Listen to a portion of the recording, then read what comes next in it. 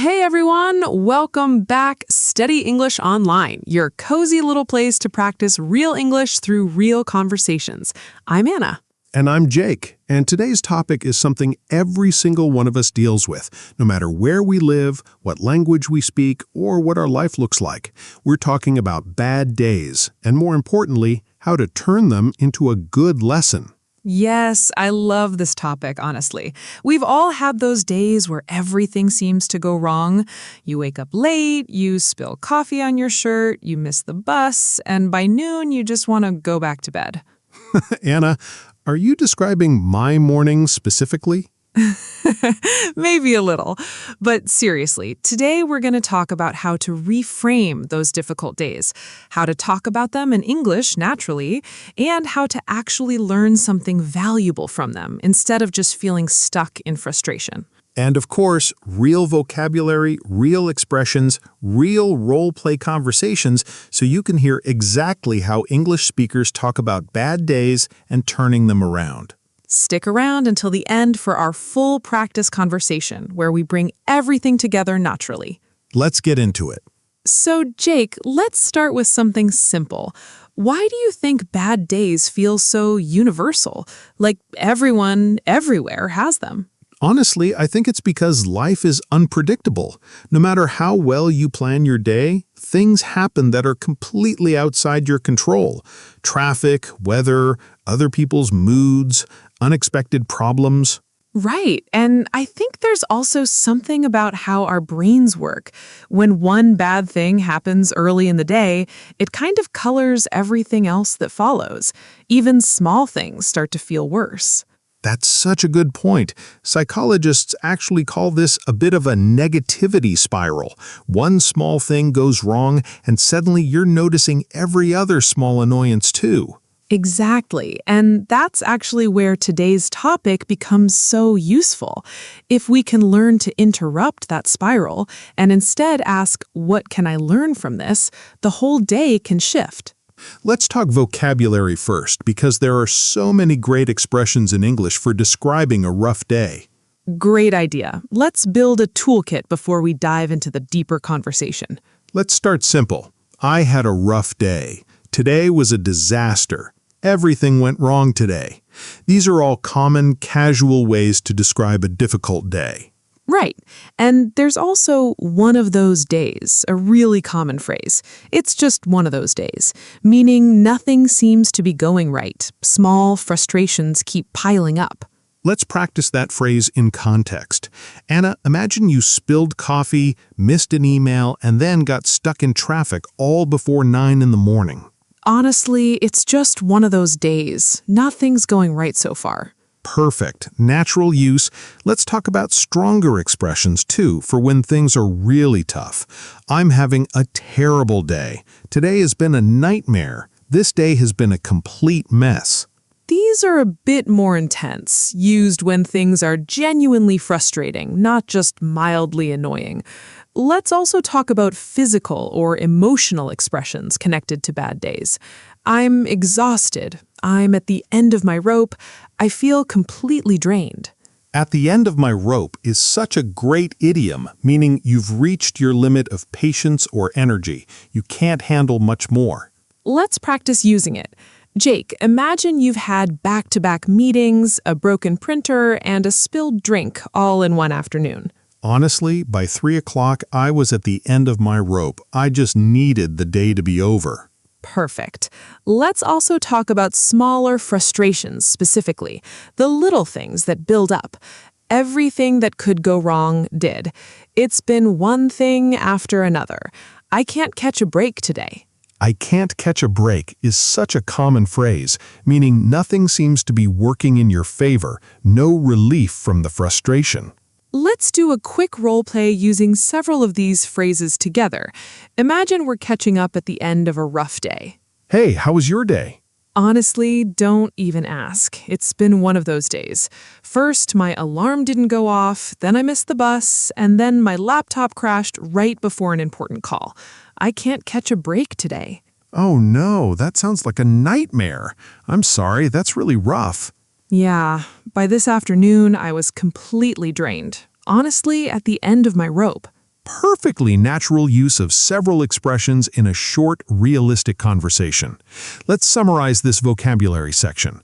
For casual bad days, rough day, one of those days. For stronger frustration, a nightmare, a disaster, a complete mess.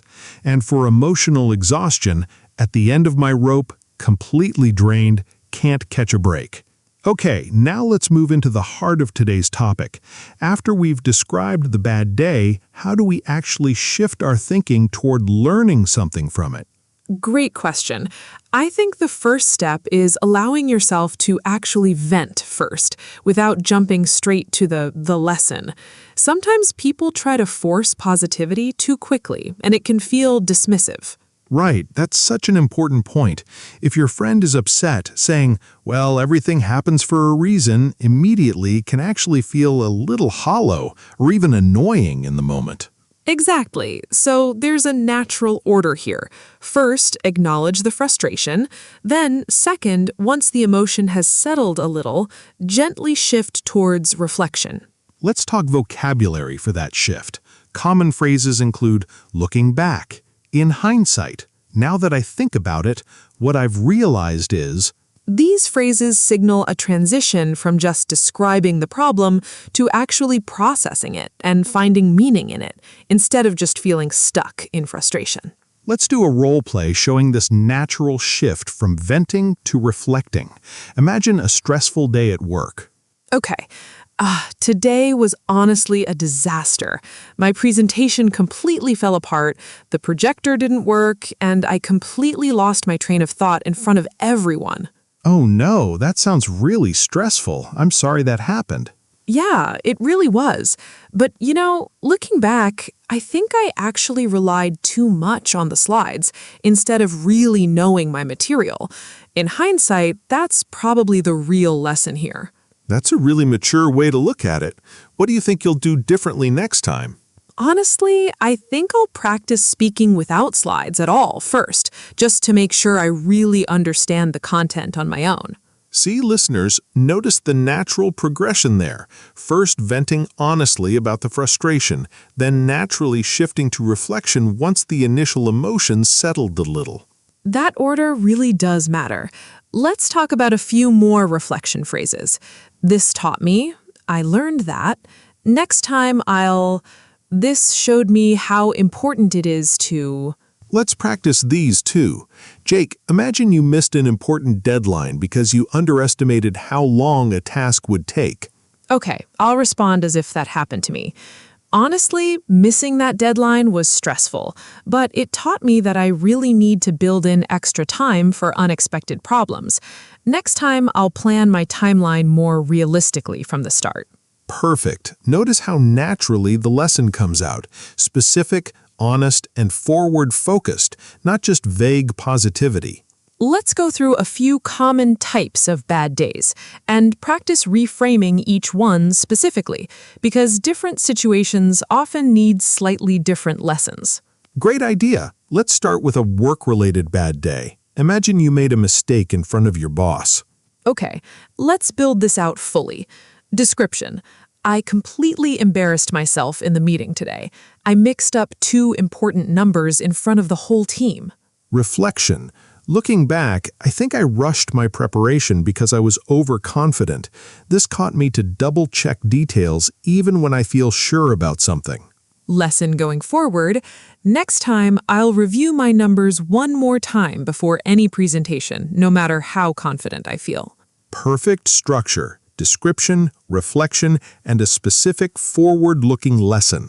Let's do a second type, a bad day involving a relationship conflict. Okay, description.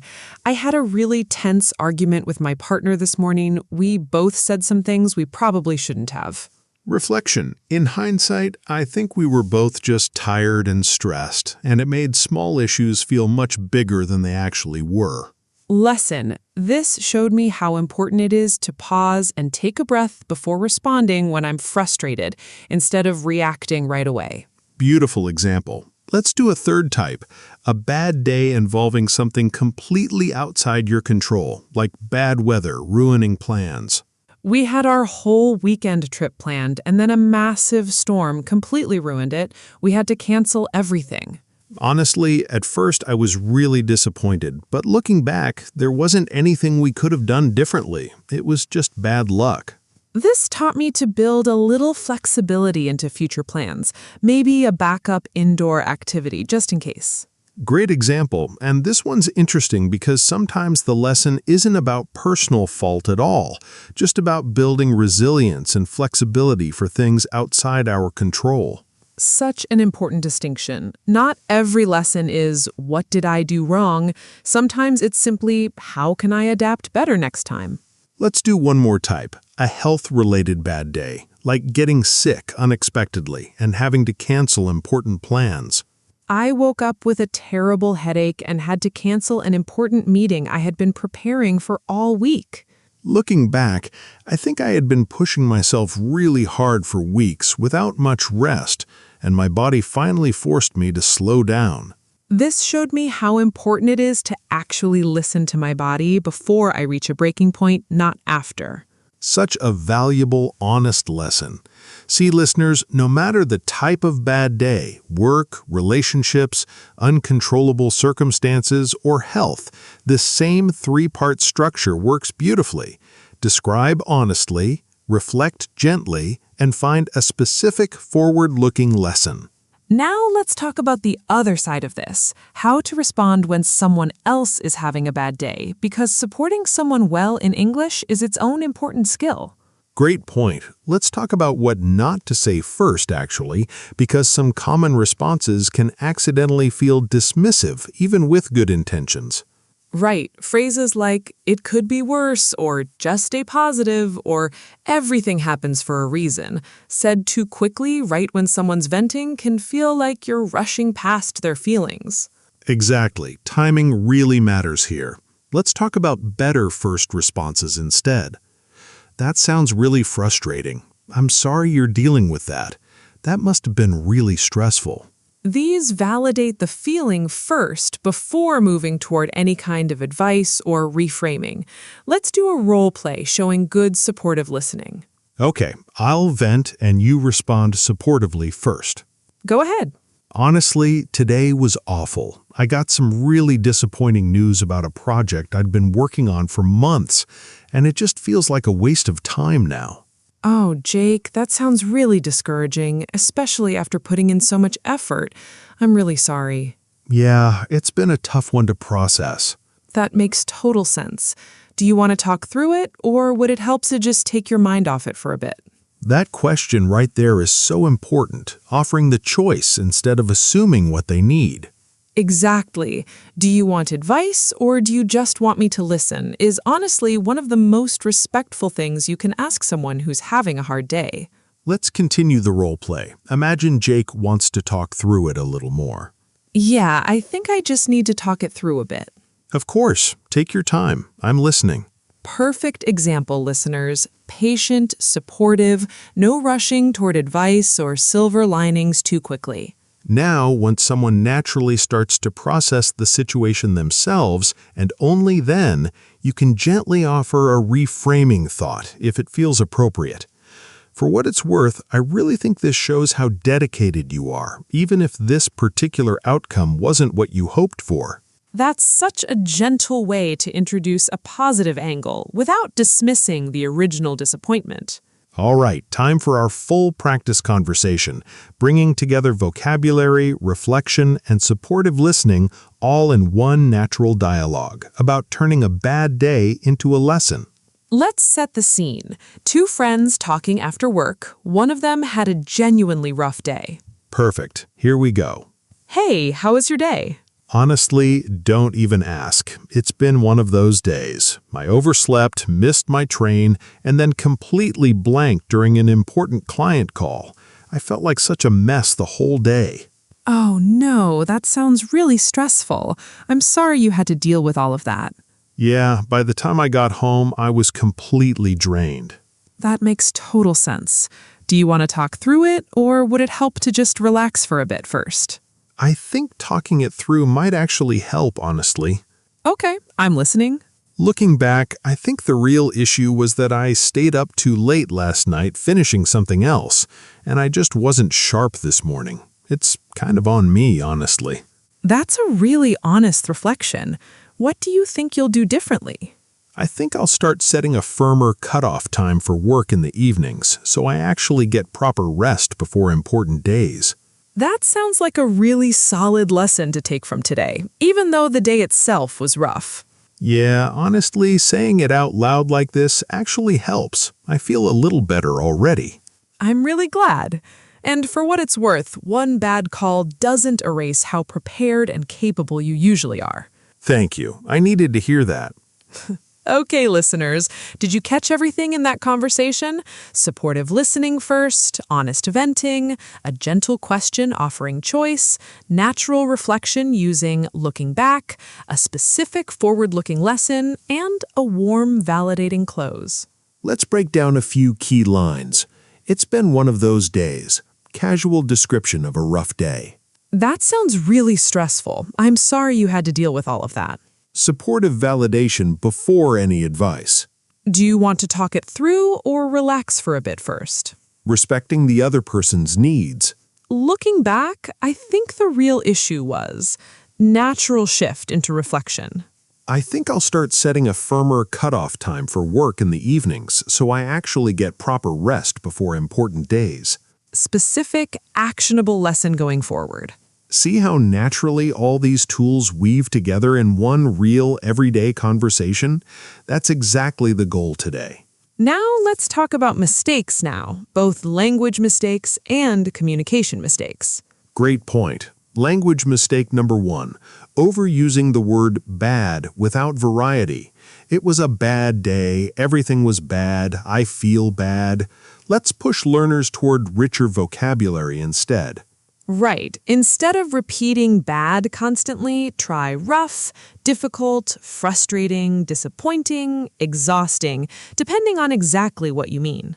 Good point. Mistake number 2, confusing I feel bad with I feel badly. Actually, I feel bad is correct when describing an emotional or physical state. Badly would describe how you perform an action, like I performed badly, not how you feel. That's such a commonly confused pair. Great to clarify. Now let's talk about communication mistakes. The biggest one, jumping to advice or silver linings too quickly before someone has had a chance to actually express their frustration. Right, we covered this earlier, but it's worth repeating. Timing really does matter in supportive conversations. Second mistake, minimizing someone's bad day by comparing it to something worse. At least it's not as bad as, can unintentionally make someone feel like their feelings aren't valid. Right, even with good intentions, comparison often doesn't help in the moment. It's usually better to simply validate what they're feeling first. Third mistake, forcing a lesson onto every single bad day, even really minor situations.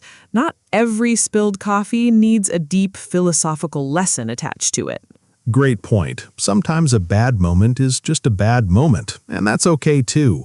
We don't need to overanalyze absolutely everything. Fourth mistake, using toxic positivity phrases without any acknowledgement first, like immediately saying everything happens for a reason without first saying anything validating. Exactly. Sequence matters here so much. Validate first, then, if it feels natural, gently move towards reflection. Let's do a quick reference list of useful phrases organized by situation, since this can be really handy for listeners to remember. Great idea. For describing a bad day casually, it's just one of those days. Today was rough. Nothing's going right today. For stronger frustration, today was a nightmare. This day has been a complete mess. I can't catch a break today. For emotional exhaustion, I'm at the end of my rope. I'm completely drained. I'm running on empty. For shifting toward reflection, looking back, in hindsight, now that I think about it, what I've realized is... For stating a lesson learned, this taught me, I learned that, this showed me how important it is to... For planning forward, next time I'll Going forward, I want to. From now on, I'm going to. And for supporting someone else, that sounds really frustrating. I'm sorry you're dealing with that. Do you want to talk it through or take your mind off it? For what it's worth, That's such a useful toolkit, listeners. Save this list or come back and re-listen to this section a few times until these phrases start feeling automatic. let's do a fun role-play marathon. 5 quick different bad day scenarios, so you can hear these tools used again and again in different contexts. I love this idea. Let's go fast. Scene 1, a canceled flight. Ugh, my flight just got canceled, and now I have to rebook everything last minute. Oh no, that's so frustrating, especially with no warning.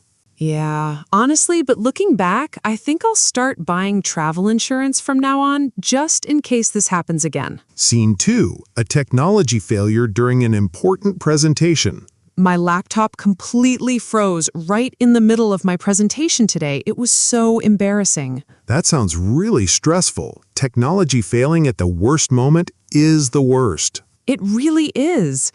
In hindsight, I think I'll always bring a backup PDF version saved on a USB drive from now on. Scene 3, a miscommunication with a friend leading to hurt feelings.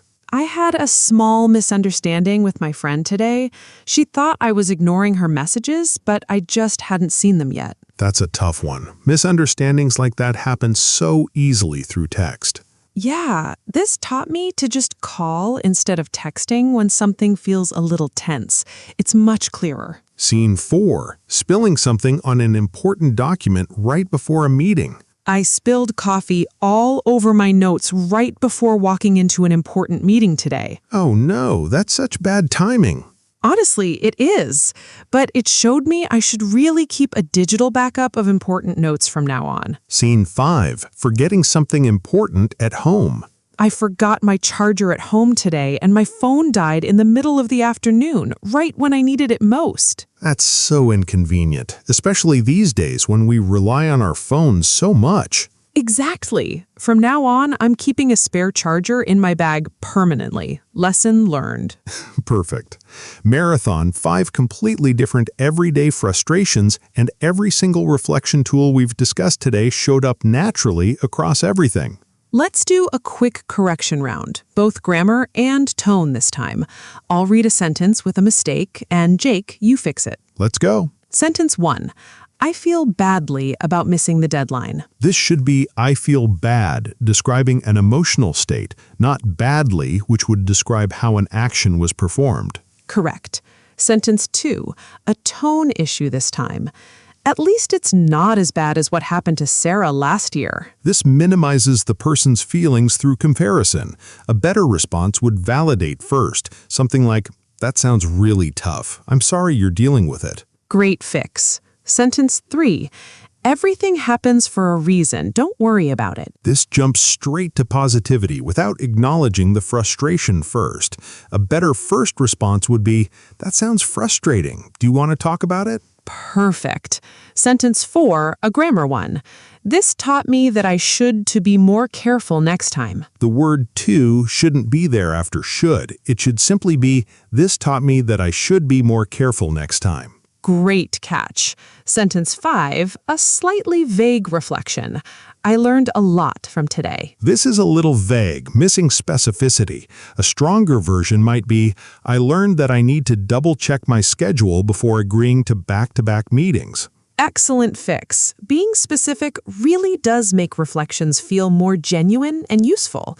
Great job, Jake, and great job to listeners who caught these too. Let's answer a couple of common questions before we wrap up. Anna, what's something learners often ask about this topic? A big one is it okay to still feel upset even after finding a lesson in a bad day? Or does that mean I'm not really over it? Great question. And the answer is absolutely yes. It's completely okay. Finding a lesson doesn't erase the original frustration instantly. Both things can exist together. Understanding a lesson while still feeling a bit disappointed. That's such an important reminder. Another common question, what if I genuinely can't find any lesson in a bad situation? Does that mean I'm doing something wrong? Not at all. Some situations really are just unfortunate with no clear lesson attached, and that's completely fine too. Sometimes the only lesson is practicing patience or self-compassion, and that's still valuable. Great clarification. One more question. Is there a difference between lesson learned and life lesson in English? Good question. They're very similar, but lesson learned is often used for a smaller, specific situation, like a single event, while life lesson often refers to bigger, more meaningful insights about how you approach life more broadly. Great distinctions.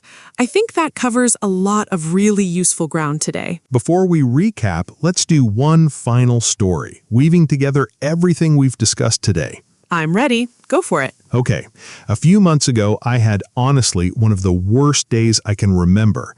My car broke down on the way to a really important interview. I missed it completely, and I felt absolutely devastated the entire day. Oh no, that sounds really discouraging. It really was. And for the first few hours, I just let myself feel frustrated. I didn't try to force any positivity. I just vented to a friend and let myself feel upset. That sounds like exactly the healthy first step we talked about today. Exactly. And then that evening, once I'd calmed down a little, I started reflecting. Looking back, I realized my car had actually been making a strange noise for weeks, and I kept ignoring it. This taught me that I really need to address small warning signs before they become bigger problems. In cars, but honestly in a lot of areas of life too. That's such a meaningful lesson, and it goes beyond just cars, doesn't it? It really does. And a few weeks later, I actually got a different opportunity that ended up being an even better fit for me. So while the day itself was genuinely awful, looking back now, I can honestly see how it led somewhere unexpected. That's such a beautiful, honest example, listeners. It shows that bad days don't need to be forced into positivity right away, but with time, honest reflection, and specific lessons, they really can become meaningful, even valuable parts of our story. Exactly the message we wanted to leave you with today. Before we move to more practice, let's talk about something a little deeper, how the words we choose can actually shape how resilient we feel over time. I love this idea. Language really does affect mindset, doesn't it? If we constantly describe ourselves as unlucky or say things like, "this always happens to me," it can start to feel like a fixed identity rather than just one difficult moment. Exactly. There's a difference between saying, "I'm just an unlucky person," and saying, "today was unlucky."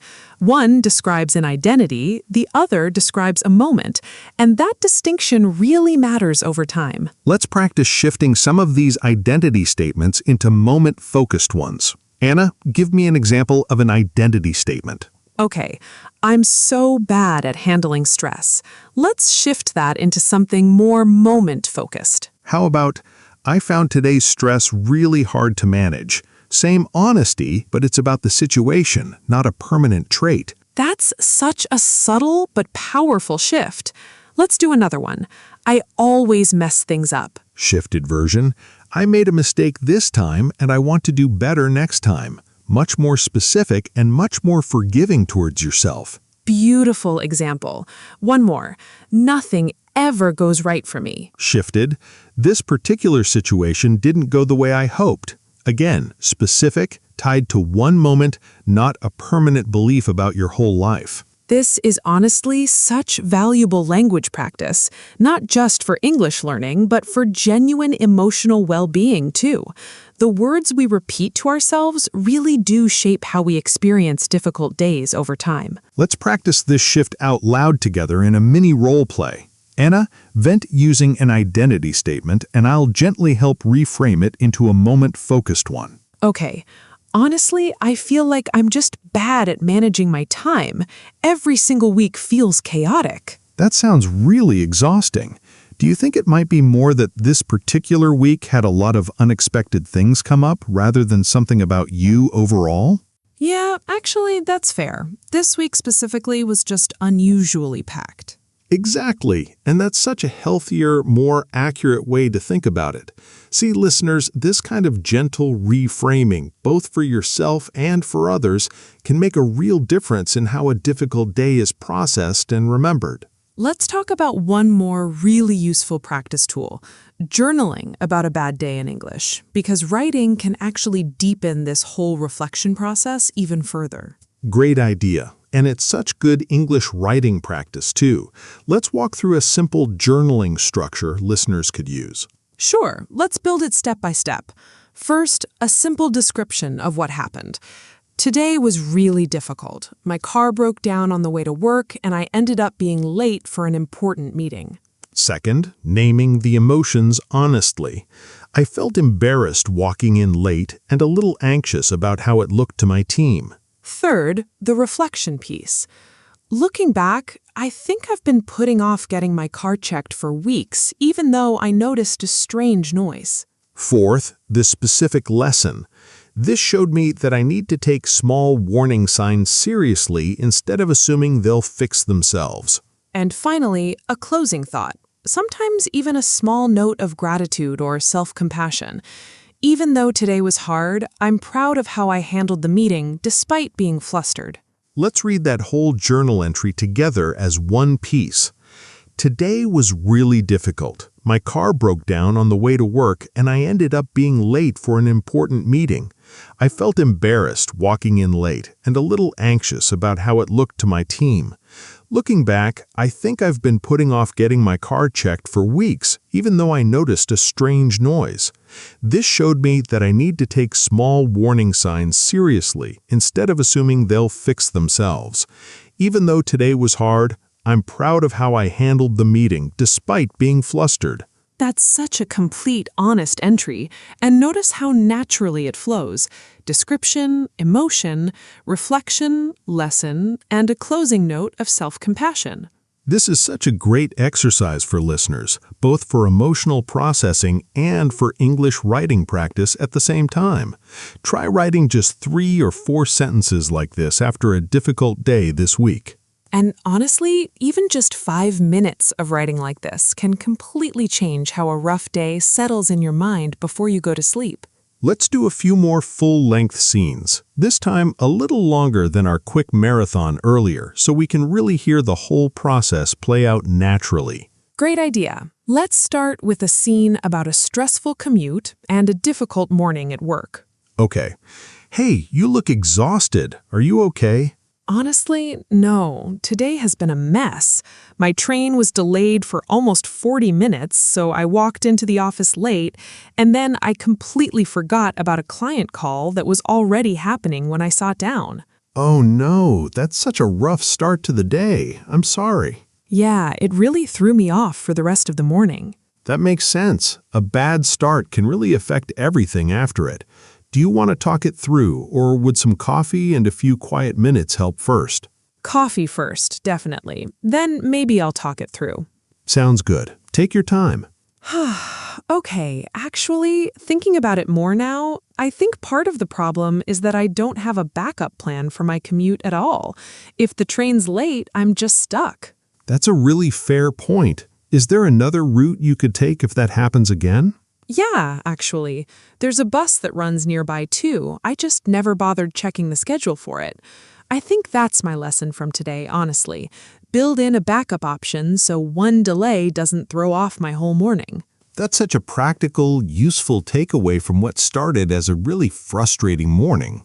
It really is. I already feel a little better having a plan for next time. Beautiful example, listeners. Notice the full arc there, from initial frustration to a moment of quiet processing to a specific practical lesson. Let's do a second longer scene, this time about a bad day involving a mistake with money, like an unexpected bill or a costly error. Okay, I got some really frustrating news today. My bank charged me a fee I completely didn't expect, and it really threw off my budget for the month. Oh no, that's so stressful. Unexpected charges are the worst. Yeah, I called them right away, but they said it was a standard fee I technically agreed to a while back. I just never noticed the terms. That's really frustrating, especially when it feels like it came out of nowhere. It really did. But honestly, now that I've calmed down a bit, I realize I really should read through account terms more carefully before agreeing to anything, even small updates. That's such a mature way to look at it. Do you think you'll change anything else going forward? Yeah, I think I'm going to set a monthly reminder to review my accounts and any recent charges, just so nothing catches me off guard like this again. That sounds like a really solid system to put in place. I'm sorry today was stressful, but it sounds like you're already turning it into something useful. Thanks. Honestly, talking it through like this really does help. Let's do one final longer scene. A bad day involving a canceled social event that you had really been looking forward to. Okay, I'm honestly so disappointed. The concert I've been looking forward to for months just got canceled because of a scheduling issue. Oh no, that's such a letdown, especially after waiting for it for so long. Yeah, I was really looking forward to it. It's hard not to feel a little deflated. That completely makes sense. It's okay to feel disappointed about something like that. Thanks. Yeah, I think I just need today to feel a little sad about it, honestly. That's completely fair. There's no rush to feel okay about it immediately. I think looking back at it a little differently now, though, I'm at least glad I found out today instead of showing up to a locked venue. And it did remind me how much I actually love live music, so maybe I'll look for another show soon. That's such a lovely, gentle way to come back around to it without forcing yourself to feel better before you were ready. Exactly. I think that's honestly the real lesson today. It's okay to feel disappointed first. The silver lining doesn't have to show up immediately. Beautifully said, and such a perfect example to close out this section, listeners. Not every reflection needs to happen quickly. Sometimes just allowing the disappointment to exist for a while is part of the healthy process too. Before we recap, let's give listeners a few questions to practice on their own, out loud right now if you'd like to pause the episode. Question 1. Think of a recent difficult day, even a small one. Try describing it using one of today's phrases, like, "It was one of those days," or "Today was a bit of a mess." Question 2. Try shifting from description into reflection using looking back or in hindsight. What do you notice now that you didn't notice in the moment? Question 3. Try stating one specific forward-looking lesson using "next time I'll" or "going forward I want to." Great questions. Let me answer the second one to give an example. Looking back at a stressful week I had recently, I realize I said yes to too many things at once without checking my energy level first. That's such a clear, honest reflection. And notice, it doesn't blame anyone. It's just an honest observation about the situation. Exactly. That honest, non-judgmental tone is really what makes reflection feel healthy, rather than critical or harsh toward yourself. That's really the final goal here, listeners.